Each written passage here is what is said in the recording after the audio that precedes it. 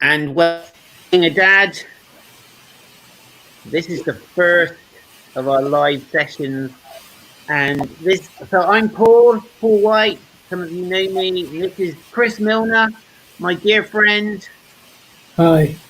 And we're going to have a bash at co-presenting this live. And we have 40 in the background making coffee. I wish. And trying to put it all together. So the idea of the being a dad course, we pioneered it a few years ago now, and the idea was that we wanted dads to start to feel safe about talking about fatherhood.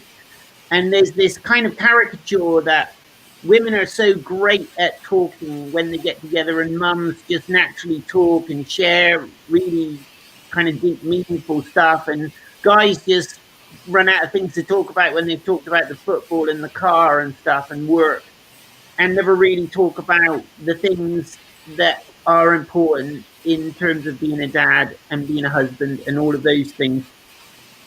And so what we're going to do is we invite you to just type in your little comments and stuff, and we'll try and address any questions. Hi Pete and hi Jez. And we're going to try and address any questions that come up as we go along. And throughout the next few weeks, as we meet on Tuesday evenings, we're going to have different guests joining us with varying kind of qualifications and qualities, if you like, that they bring into this whole realm of fatherhood. So Chris, why don't you just introduce yourself and tell us in a couple of sentences what your life has been busy with until now. Hi, I'm Chris Millner. Until recently, I was a GP in Dorchester. And my wife and I have been foster parents for 30-odd years, 30-odd years. And how many children have you fostered in that time, Chris? And how many have you had of your own? We've had 5 of our own, and we've fostered something like 35 or 36 children.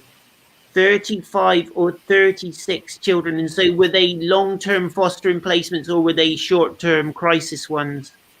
Bit of both. We set out as short-term foster carers, but we eventually ended up fostering 3 children for pretty much the whole of their childhoods. Wow. Amazing. So, Chris, you've not only found the capacity to love your own children, did you find that you had the same capacity to love the children that you were fostering and really connect with them on a heart level? I didn't know whether I would to start with, to be honest. I found launching into fostering quite scary, but actually the human heart is incredibly adaptable and it's built to love. And when children have lived in your household for a few days, they start to own a piece of you after a bit.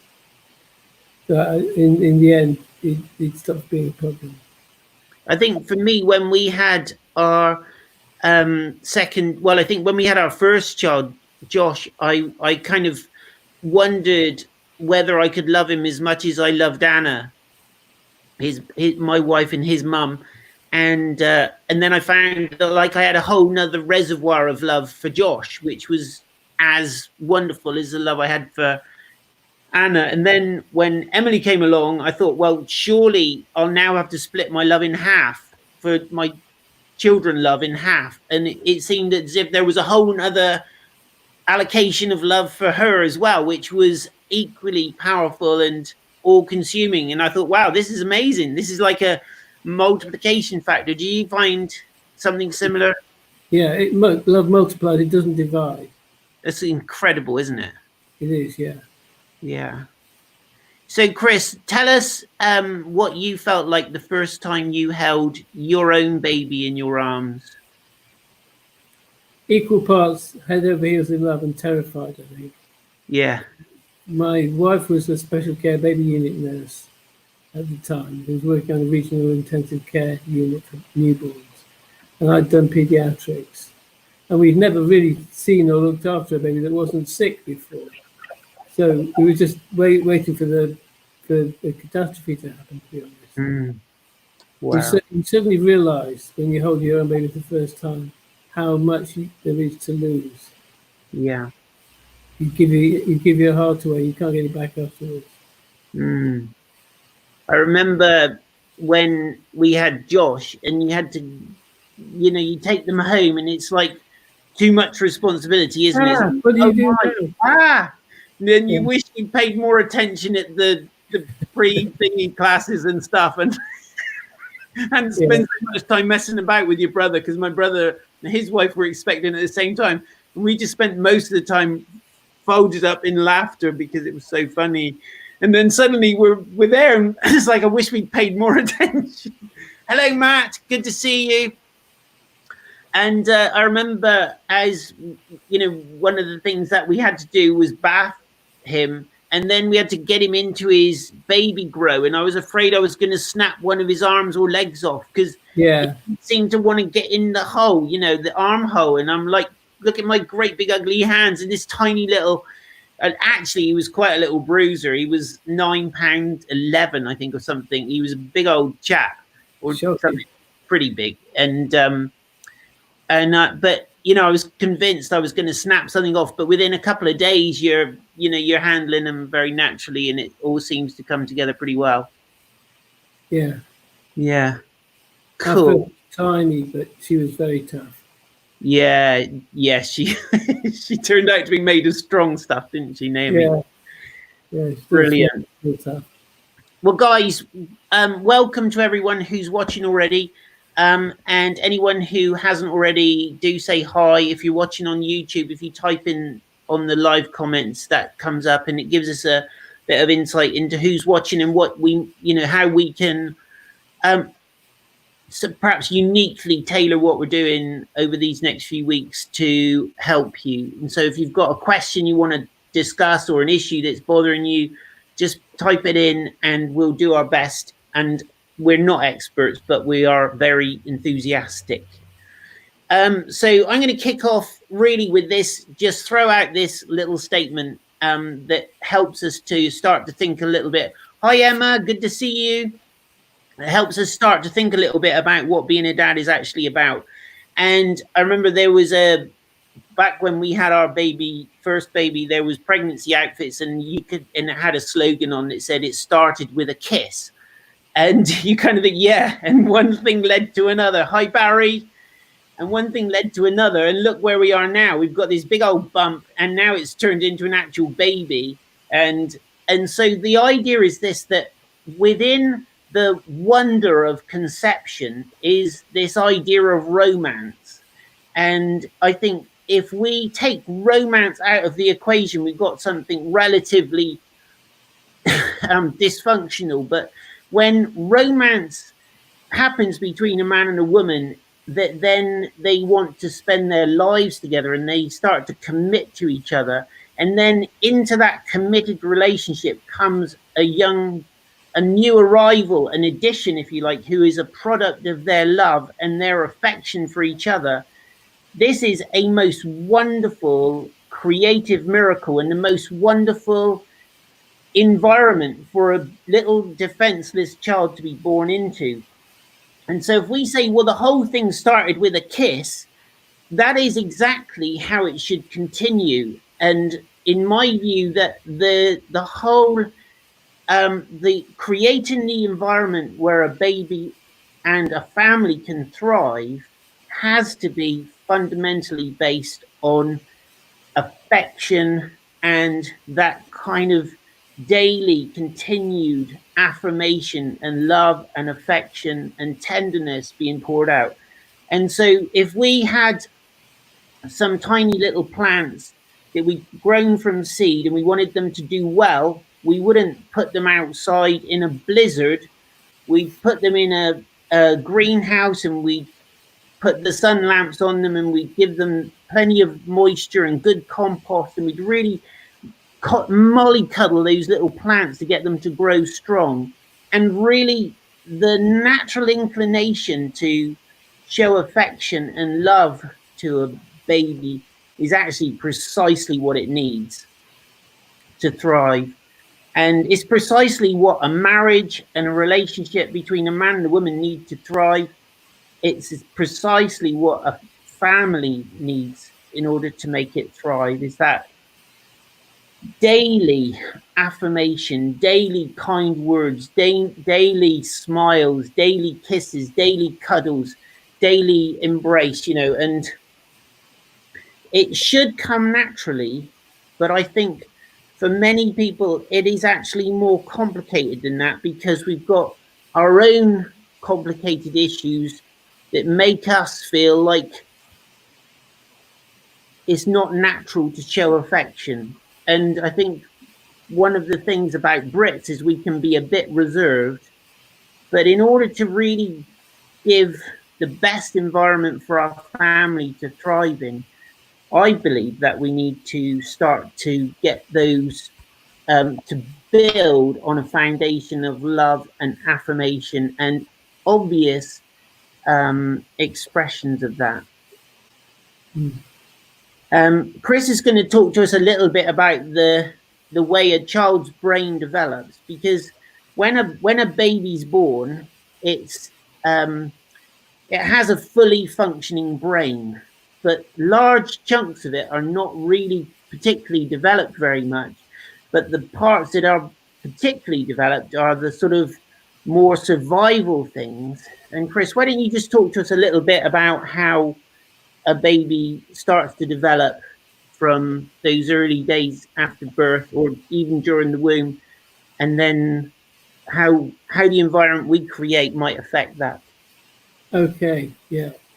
Newborns are amazingly well equipped. They have a massive brain compared to any other creature on Earth.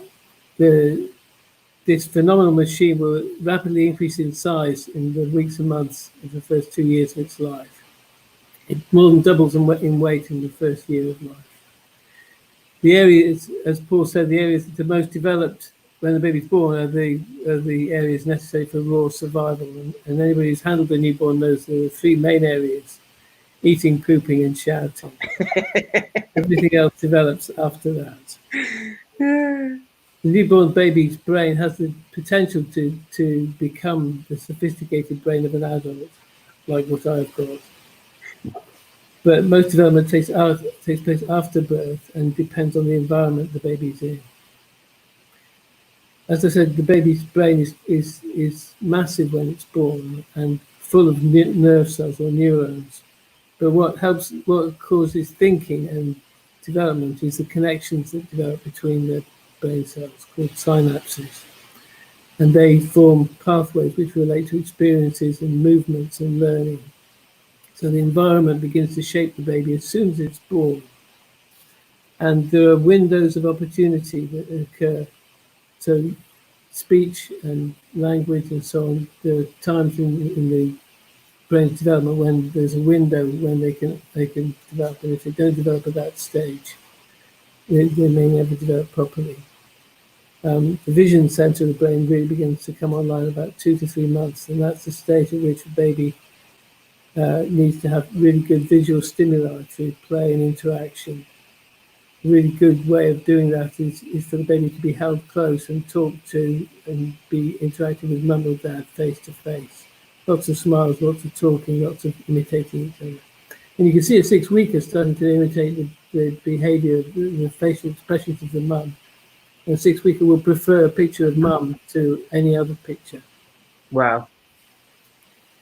I want to talk a little bit about the front bit of the brain, which is called the orbitofrontal cortex area. It used to be called the prefrontal cortex, and it's the bit they used to do operations on in the 1950s in an attempt to control people's behavior, called the prefrontal lobotomy. We don't do that anymore. Wow. That area is associated with our ability to empathize and socialize, and it's thought to control the whole of the right half of the brain, which is the emotional and intuitive part of the thinking process. And the orbitofrontal cortex is like the manager and regulator of that part of our brain, which deals with pleasure, appreciation of beauty, and emotional responses. There are other parts of the brain which are called the amygdala and the hypothalamus, which form part of the limbic system, which controls and responds to instinctive responses and strong drives and passions. The orbitofrontal cortex helps to regulate those feelings and those urges. The urge to kill somebody, for instance. You might have a basic urge to fight or to kill, and it's the orbitofrontal cortex is not a good idea.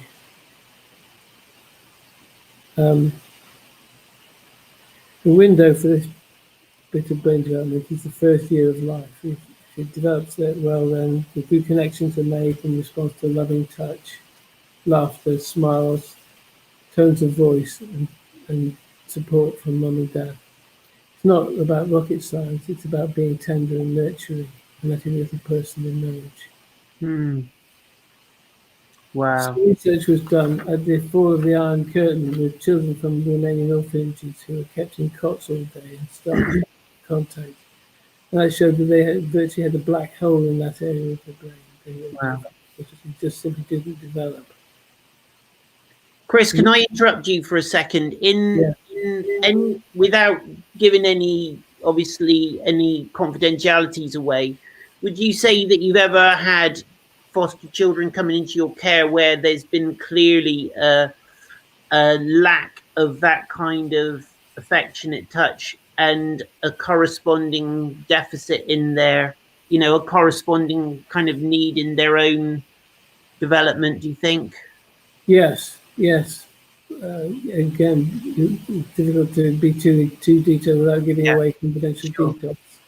But it's something we have foster children of the same family who got at different ages, and the one who was youngest developed normally, but the older siblings had real emotional problems, particularly going into adolescence. They had real problems with emotional regulation and got into And so, Chris, what you're saying then is if we, as parents, are intentional and consistent in giving love and affection and appropriate affectionate touch to our newborn and our toddler and so on, that will actually assist them to grow up in a more socialized, adjusted way. Yes, it will actually physically help their brain to develop. I think affection and safety and consistency are the most important things. If you want to destroy your child, be different on different days. Be angry one day and over lenient another day, and the child never gets a level playing field to develop their brain. That will harm the child's brain development. Wow. Did you find for yourself, Chris, that it was easy to be consistent, or did you find yourself more inclined on some days to be super tough and rigid, and other days like Mr. Malleable, Mr. Lovely, and buy some sweets, sort of thing? Yeah, certainly. I certainly needed my orbitofrontal cortex. I think it's not just from one day to another; it's from one child to another, because children evoke different responses in you. An angry child evokes anger in you. It's very difficult to not respond to that with anger, but to provide the same calm, supportive environment so the child can have their emotional response and it not be destructive. Sure. I mean, I found when we brought Josh home that first night, the fact that he just would not stop crying, and he'd been so quiet in hospital because I think he'd been a bit exhausted because it was quite a long labor, and he'd been like super well behaved and everything. We thought, oh, nice, nice quiet little one. We get him home and he was like a banshee and he just would not stop. And I'm just thinking, where is the off button on this thing? What'd you do? Yeah, and they're all different. They all have different drivers and different things that drive them nuts. We, with our first child, was very compliant. We had the opposite experience here. Our first child was really compliant. By the time she was 2, we thought we were pretty good at parenting. So number 2 came along and was a complete maniac, and we realized that what we had done was just get used to one child, and she taught us what she could teach us. Yeah. But anything about the next child, let's start from scratch. I always thought if we had Emily first, because she was much more agreeable and easy to deal with, I would have written a book on parenting and it would have been an absolute winner. And then, but thankfully, we had Josh first, and he kind of taught us everything we needed to know. Everything we absolutely just exposed all of our kind of weaknesses and frailties real quick. There is the story of an American pediatrician who, when he qualified as a consultant, wrote a book called 5 Rules for Parents. About 2 years later, he got married and he renamed the book 5 Suggestions for Parents. 3 months after the birth of his first child, he withdrew the book from sale. Brilliant. Oh, that's so good. Cool. Well, thanks, Chris. That's really, really helpful. So what you're saying, and if I can summarize, is that in these first few months, that loving touch and that affirmation and so on helps to build the frontal areas of the brain that are like the sort of filter that filters out, or at least filters the sort of primal survival urges into a more sociable kind of framework, and where the child learns to perhaps self-regulate, would you say? Yes, your baby is born with the potential to develop into an adult, but it's like a hyacinth bulb in a way. You can provide it, if you provide it with the right environment, it will reach its potential. If the environment doesn't come up with the goods, then it may not develop as it should. Wow. So would you say that there's any point whatsoever in trying to discipline a baby, a baby rather than a... No, I'm ashamed of how much we thought we were doing with our first child in her first year of life. But research by a lady called Sue Gerhardt in 2004 showed that there's no point in trying to discipline a baby or attempt to get it to control its behavior, because the brain capacity doesn't exist in the first year of life. Wow. That makes me feel very as well about some of the things I tried to do. Yeah, we were brought up to spare the rod, spoil the child, and we started off pretty strict with our first one because we wanted it to be good. Yeah. We learned pretty quickly that it didn't work. Amazing. Guys, if there's anyone who would like to ping in a question, it'd be great to hear from you, and we'll do our best to kick in. Maybe you might want to just reflect a little bit, because I think inevitably we bring our own childhood experiences into our parenting. And so it's not unusual for a dad to say, well, it happened to me and it never did me any harm. Or, well, I went to boarding school and it never did me any harm. And you look at the guy and you think, seriously? You need a little bit of self-knowledge here, bro, because you're like seriously kind of affected by that. So maybe have a little think about what your own experience of your dad was, and maybe anyone who's brave enough might want to ping it up as a comment, or anyone who wants to bring some input into the conversation. We would love to have that right now, anytime now. So you go ahead and type it in on Facebook, or type it in on in the live comment section on YouTube, and we'll see that coming up. So here's a couple of questions you might want to ask yourself. Did your dad pick you up? Did he cuddle you and play with you? Was he actually present in your life? Was he always at work, never at home? Was he real? Did you feel like you ever got to know your dad? Or was he kind of like some shadowy figure who was there in the house and sometimes got annoyed? Hi, Pete. Hi, Ezekiel. Or do you know what I'm saying? So it's a really good thing maybe to, if you've got a bit of paper, just jot these questions down and then have a conversation with yourself, maybe with your spouse, about this and just kind of think, and in the light of that, reflect on your own concept of what a dad is, and and yeah, and then there's another whole set of questions then that we could look at about how we divide up labor in relation to a baby or in relation to our children. If your children are grown up, then it happens so quickly, but it's a very different um, dynamic that starts to develop. So Pete says, yeah, tough questions. And they are tough questions. But I think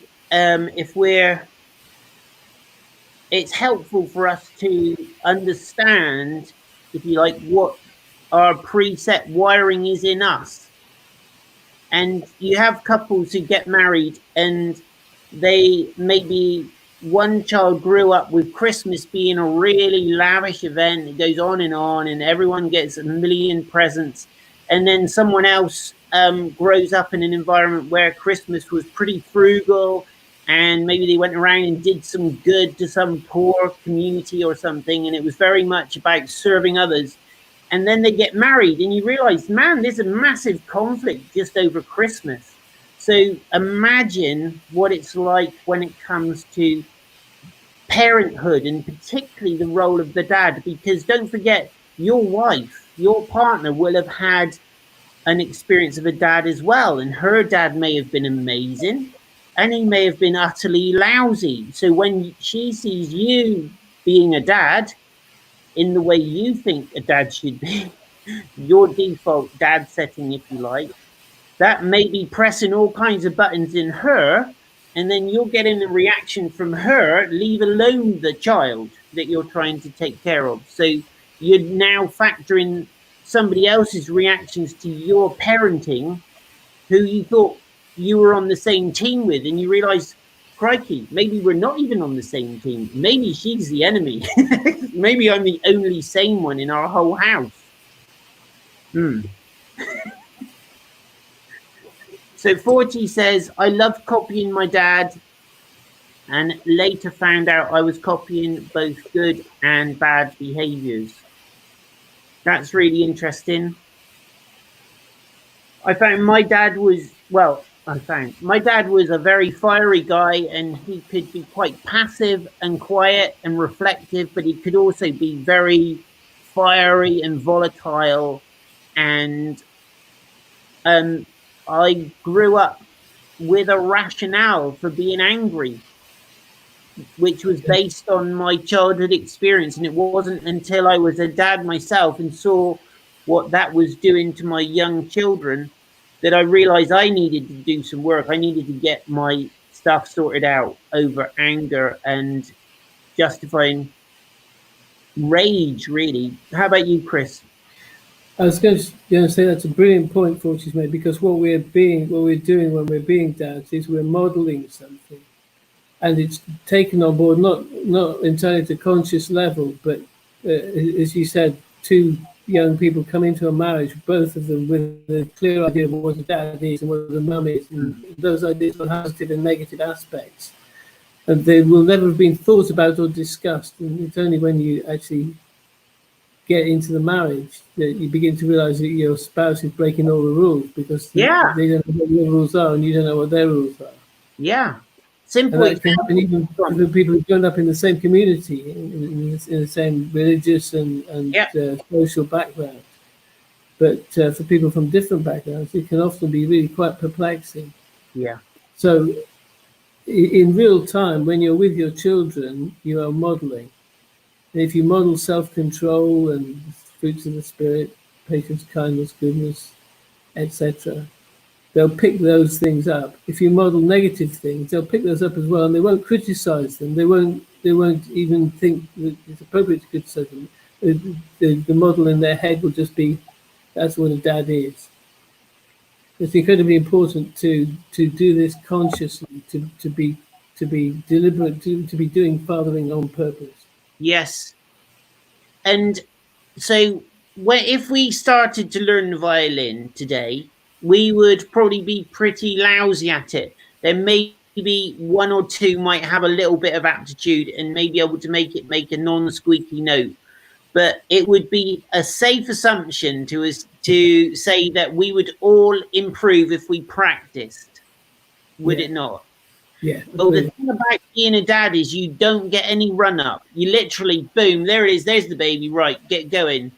And and it can be a huge steep learning curve. But what happens is as we practice and are intentional and really plug away at those things we find difficult, like being kind when we're tired, like being gracious and not snappy when we've only had 2 hours sleep because the baby's been up pooing every set of clothes you possessed, that the baby that the baby possessed is all now in the washing machine covered in unspeakable items. So that it requires practice, doesn't it, Chris? Yeah. When they vomit in the night and you're like, darn, oh, your wife thinks she needs some sleep because she's got to get up and feed. And you're like, well, one of the other kids has just vomited.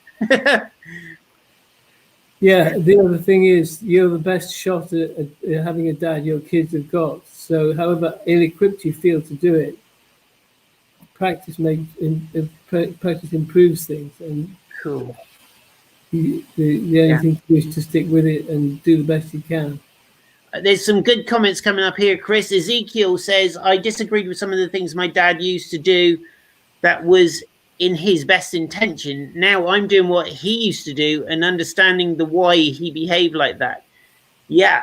And sometimes it makes us a bit humble, doesn't it? And kind of makes us wish we'd been a bit more gracious towards our dad. But then also we maybe think, well, actually, from a child's perspective, I think I need to now modify what my dad did and try to approach it with a more wise, not that we're judging him and putting him down, but we're just trying to say, well, look, this had a bad effect on me. I'm not going to, please, dear God, let me not inflict that on my child. Let me learn from that and move forward with wisdom and find a better way. And Emma here says, my mum and dad don't really do a lot of cuddling and saying I love you, but John and I tell the kids every day. That's really awesome. And we do a lot of hugging. I think it's really important to make sure they know that even if we're cross with something they've done, we still love them and always will. That is fantastic, Emma. Absolutely spot on. Yeah. And Brad's giving us a little wave. Hi, Brad.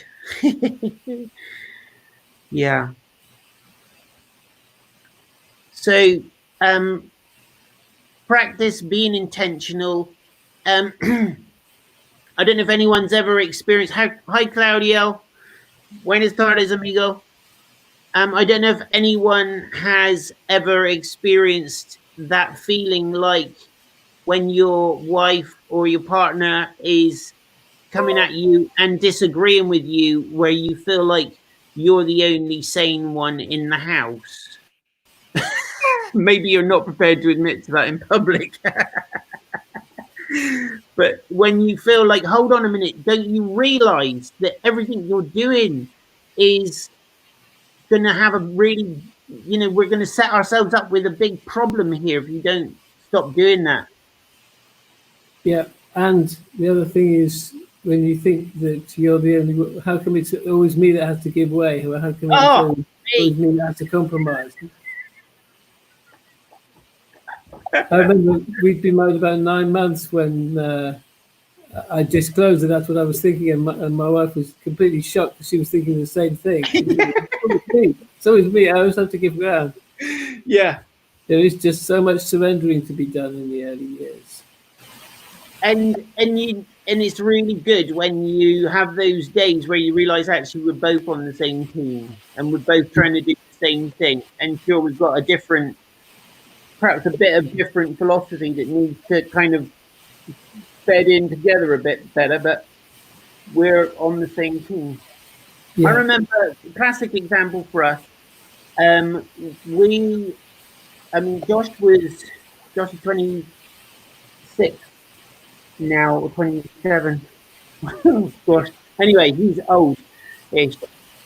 And when he was born, I was under the real strong conviction that he should have his own room and his cot should be in his own room really early on, so that we could get him established into a good sleep pattern, and we could actually get some sleep, and then it would all be great. You know what? Big disaster. And it didn't work out very well at all. And we had all these efforts to do sleep training and stuff, which involved in mostly Anna and I not getting any sleep, and Josh really not getting any sleep, and lots and lots and lots of tears, and all of us dreading bedtime, and it was just a nightmare. And as by the time we got to number 4, which was Daisy, we had slackened off so much, and she stayed in our room, and that was great for a much longer period of time, probably at least a year. She was in our room, and you know what? It was great. It was so much better. We actually got some sleep, and Daisy too. And I think we just need to. But I think Anna would have done that from the beginning. That's the point. What I'm saying. But me, the expert, I thought Josh needed to be in his own room, and sometimes it's better to just like kind of settle down and let go of some of the super rigid ideas that we think this is how it has to be. Yeah. Hi, Kevin. Hi, Isra. So, any more questions or comments on what we've been talking about? Cool. So here's a question then, particularly for those with babies. How much of the baby phase do you leave to the mum? So Chris, why don't you talk a little bit about how much of the baby phase do you actually leave to the mum, because she's the sort of nurture one or whatever? Interesting question. I'm not sure there's a right answer to that one. I think it needs to be negotiated. Needs to be agreement between the two parents about what responsibility falls where, and it depends a bit also on who's going back to work and so on and when. Yeah. I think the most important thing is to be working as a team and to share the work. As a dad, the most important thing I learned was coming home from work was not to be thinking that my day's work was done when I came in through the door, but I would be ready to be handed a child by an exhausted mum and take over, maybe even to sort the cooking or whatever. Yeah. It is like tag team wrestling, isn't it? Yeah. I think there is an enormous amount of wisdom that women seem to have hardwired in. They're biologically connected to the baby from the beginning, and they're much more likely to be able to pick up the baby's needs. I think we learn more slowly and more deliberately what they've got already instinctively. I don't think male and female are equal or in the sense of being interchangeable. I think we are co-workers in the job of raising our children. Yeah. And our job is to support each other and to bring out the best in each other. Yeah.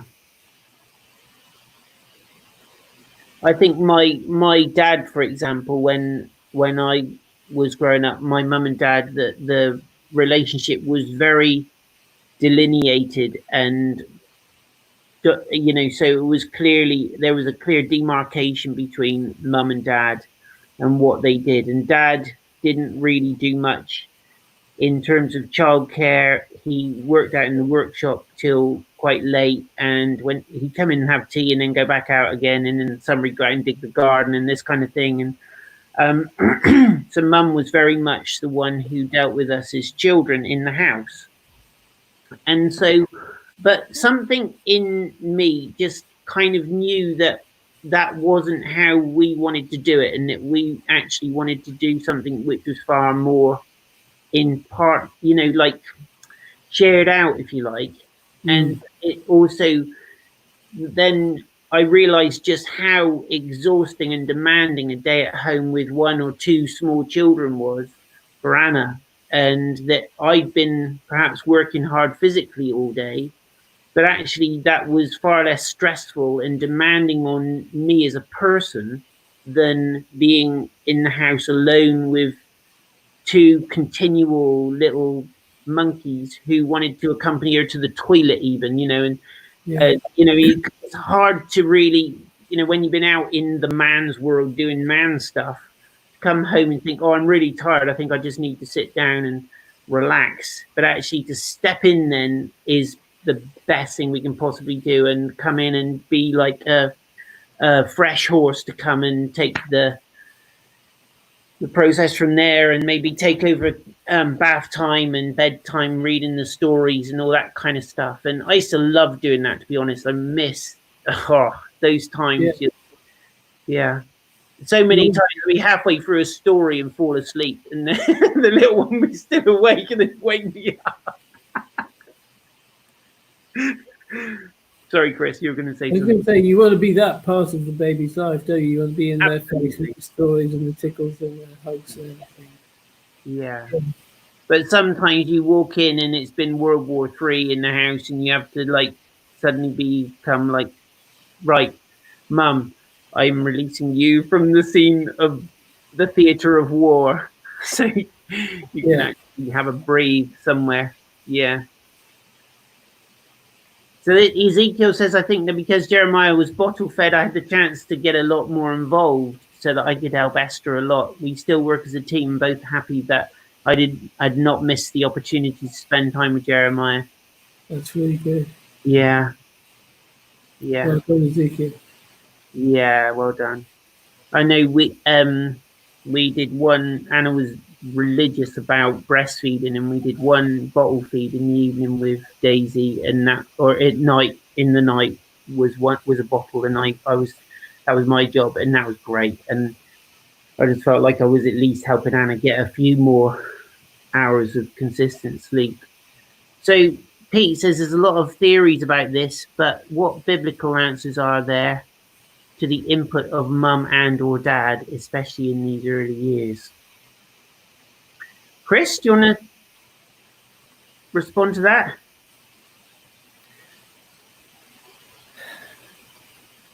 There isn't really much direction in the Bible about what's appropriate father or mother, really, is there? No, I mean, there's some pretty dysfunctional ones in the Bible, aren't there? Yeah, they're not held up as examples to follow. No.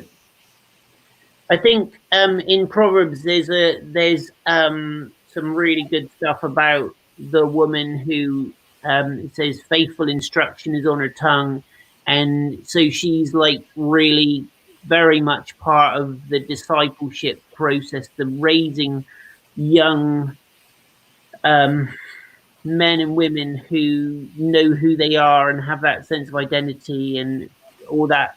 That's very much a job that she was respected in.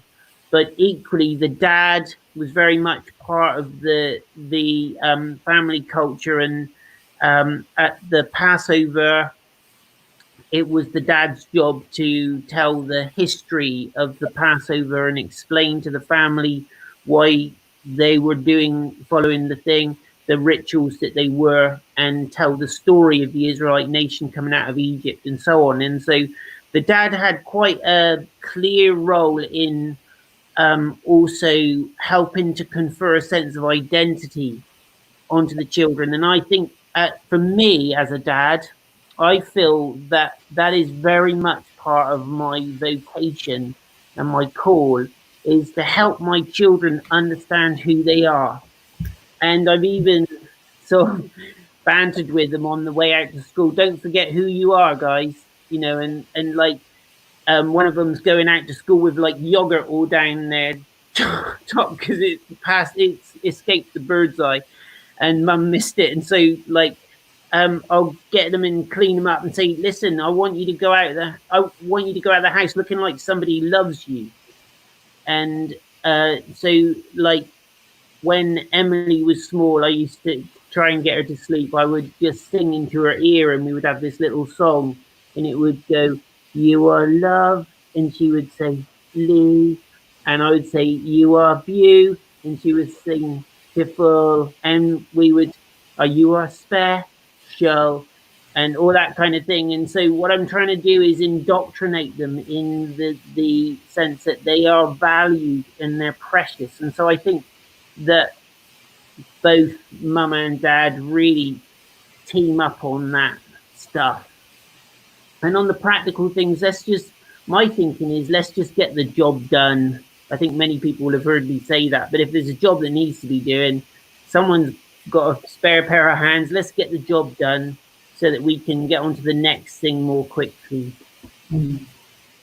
So, Claudio says, what do you think about being a stay-at-home dad, Chris?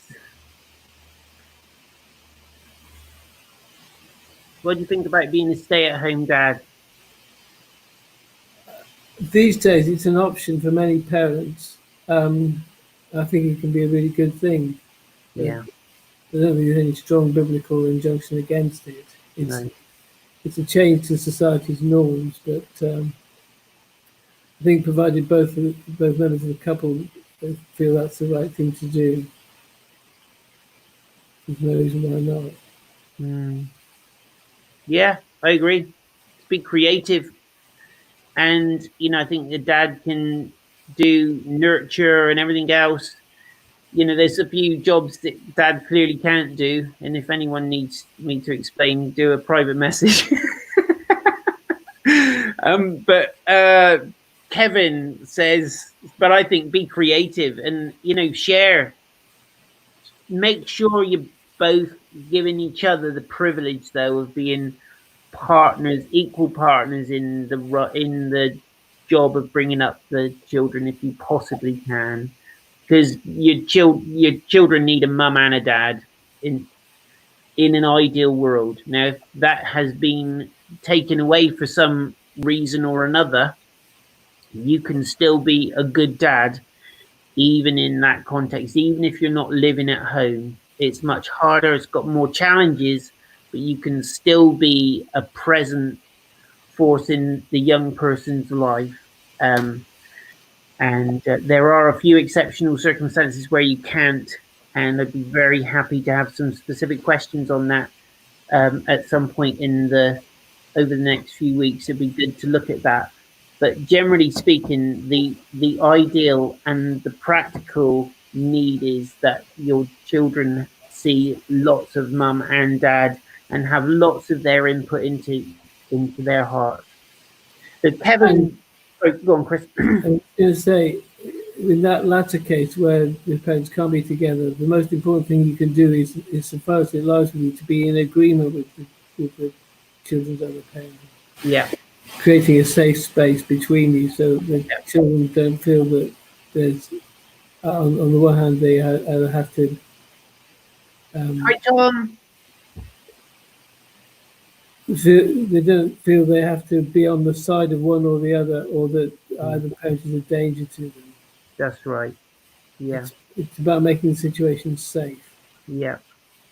Yeah. And mum and dad, even if you are separated, please don't ever use the children as a weapon or a bargaining chip or leverage. That is so unhelpful. But do develop a team spirit and resolve that even though you can't properly get out of each other's hair because you've got children, that it's important that you remain connected enough and with enough agreement to bring those children up well and successfully, because it's bigger than you. Once we have a child, it's bigger than us. It's much more than just my needs. And one of the big issues for dads that we need to settle really early on is it's no longer single guy me time. Forget that. That is gone. In fact, that went when you got married. if you actually realized it. And we need to understand that we are now, like, we've got these great tits nesting in our roof, okay? And every 10 minutes, mum and dad are backwards and forwards with little grubs feeding those babies. They are not thinking about me time. That is not even remotely in their heads. I know great tits have not got a very big brain and they don't even think like that, but that's the nature of parenthood, is that we give ourselves to bring up these little defenseless little children, and then they become proper, rounded, strong, intelligent, smart human beings because we've invested our very lifeblood into them. So Kevin says, my father sat back and never helped out around the house. I never got took to the park or taught how to ride a bike. My mum was dad as well.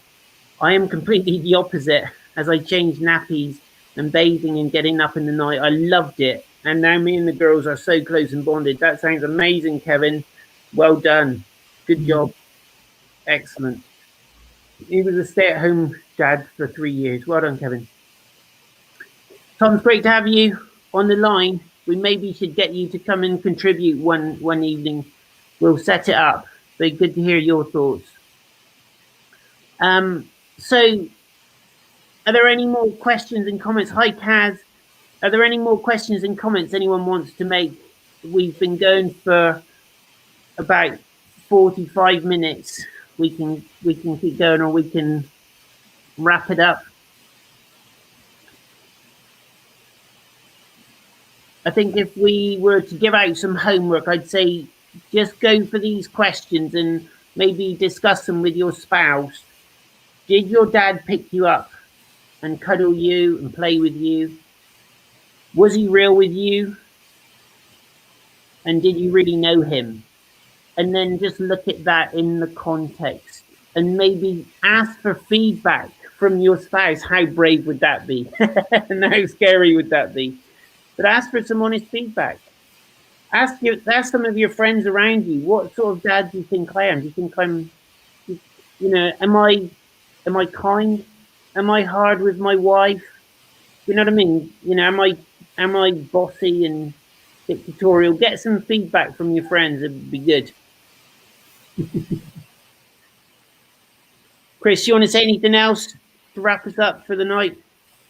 Not really, no. I was just thinking back to my own early childhood. I was born in the 50s and was a kid in the early 60s. And from as early as I can remember, my dad said Saturdays was my mum's day off.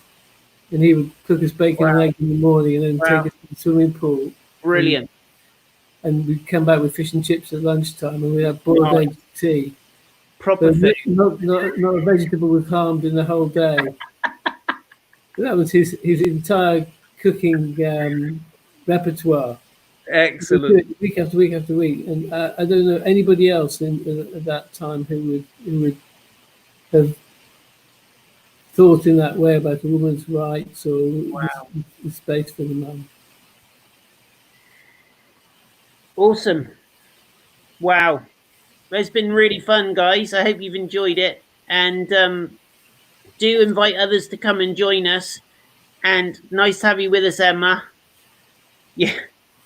And wives and spouses, partners are welcome to come and join us as well. And women, if you want to try and chivvy your children's dad to join us, that would be fabulous as well. And we really want to encourage the guys in our town, in our community, and the people that we know to do well as dad, because actually we believe that is probably the biggest gift we could ever give to our children, is that actually we're a decent dad, we're a good dad. And for those of us who are believers, obviously we in Jesus, that is the underpinning truth of the whole Bible, is that God is a good father, and that's what he's looking to reproduce in us, is that same skill and wisdom in fathering, so that we don't raise orphans who are constantly trying to prove themselves, but we raise young people who know who they are and who are secure. in our love and affection. So we want to say a particular thanks to Claudio, to Forchi, who's backstage helping us do this. Claudio, thanks for joining us and appreciate your input. And so like and share and do whatever you want to do. And we'll see you same time next week. Goodbye. Bye-bye.